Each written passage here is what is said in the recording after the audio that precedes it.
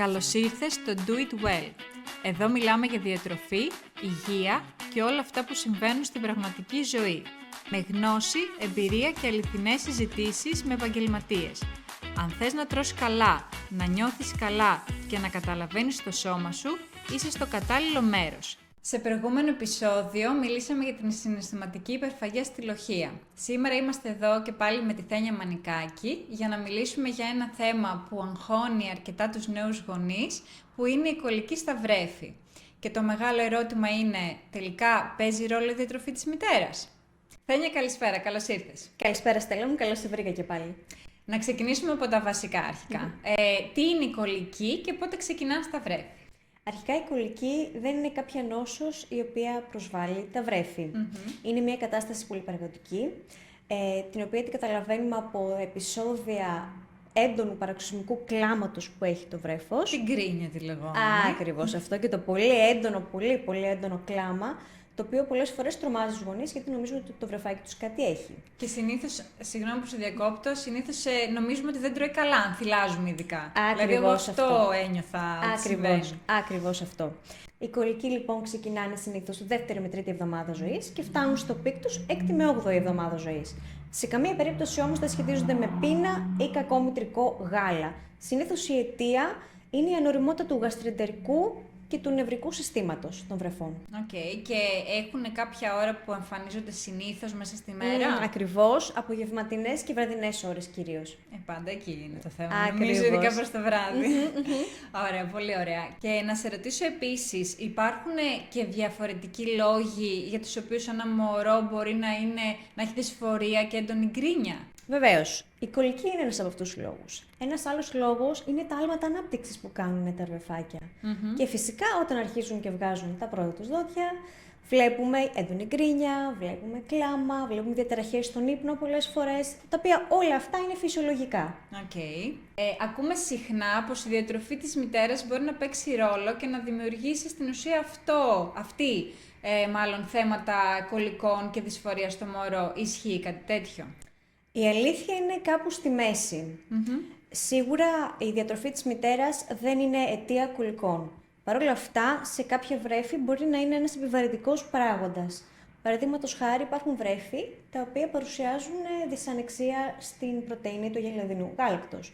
Όταν λοιπόν η μητέρα καταναλώνει προϊόντα τα οποία περιέχουν αγελαδινό γάλα, γαλακτοκομικά δηλαδή, τυρί, γιαούρτι και τα συναφή, τότε μπορεί να προκαλέσει στο παιδί της δυσανεξία και μέσα σε όλα τα συμπτώματα της δυσανεξίας που θα μας δώσει να είναι και η κολική. Και είναι και πολύ δύσκολη αυτή η κατάσταση. Ακριβώς. Αυτό συμβαίνει γιατί, όπως είπαμε, το γαστρεντερικό σύστημα ενός βρέφους είναι ανώριμο ακόμα.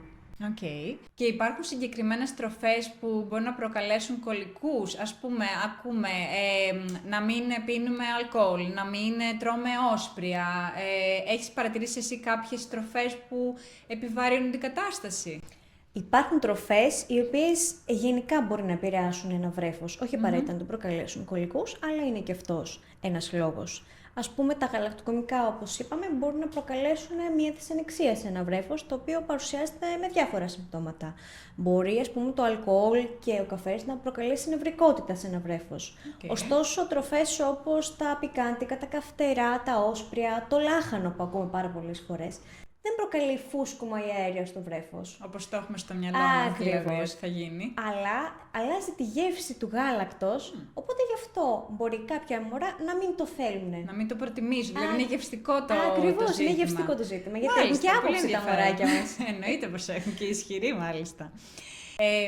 Πολύ συχνά μου τυχαίνει από πελάτες και από κόσμο που βλέπω να μου λένε, ας πούμε, ο γιατρός ή πιο άσχετοι άνθρωποι, η γιαγιά μου ή η μαμά μου είπαν να κόψω προληπτικά, ας πούμε, αυτή την τροφή. Θεωρείς ότι αυτό είναι εντάξει ή μπορεί να είναι και επιβαρυντικό για τη μαμά? Νομίζω ότι κάτι τέτοιο είναι πάρα πολύ στρεσογόνο για μία αλεχόνα. Είναι, ναι. Ήδη στην εγκυμοσύνη έχει κόψει κάποιες τροφές στο διαιτολόγιό της. Δεν θα θέλαμε να το κάνει και στη διάρκεια της λοχείας. Μπορεί να τρώει οτιδήποτε αυτή θέλει, εκτός αν παρατηρήσει ότι μπορεί να προκαλέσει κάποια συμπτωματάκια στο βρεφάκι της. Και πάλι με συμβουλή κάποιου ειδικού όμως, έτσι. Αν λοιπόν παρατηρήσει κάτι τέτοιο, θα πρέπει να συμβουλευτεί μία από εμάς και να την καθοδηγήσουμε σωστά, έτσι ώστε να μπορέσει να ανακουφίσει αυτά τα συμπτώματα από το μωρό της και να ανακουφιστεί και η ίδια της φυσικά. Σαν γονέας. Εννοείται.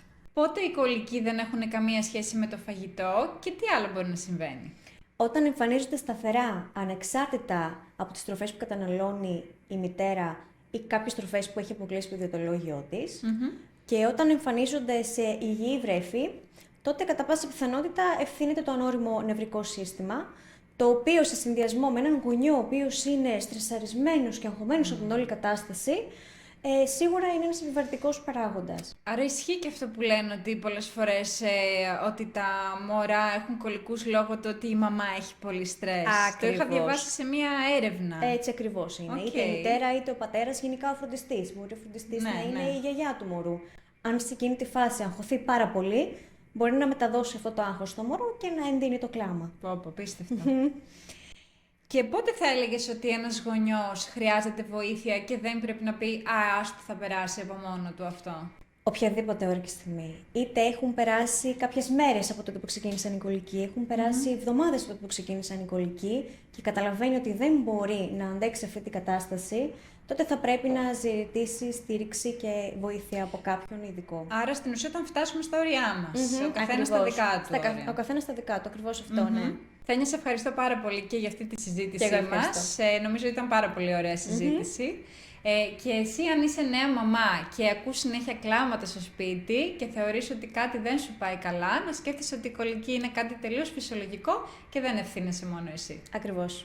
Κάνε υπομονή. Τα πρώτα 18 χρόνια είναι τα δύσκολα άλλωστε. Έτσι είναι. Τέλεια. Σε ευχαριστούμε πολύ. Ευχαριστώ κι εγώ.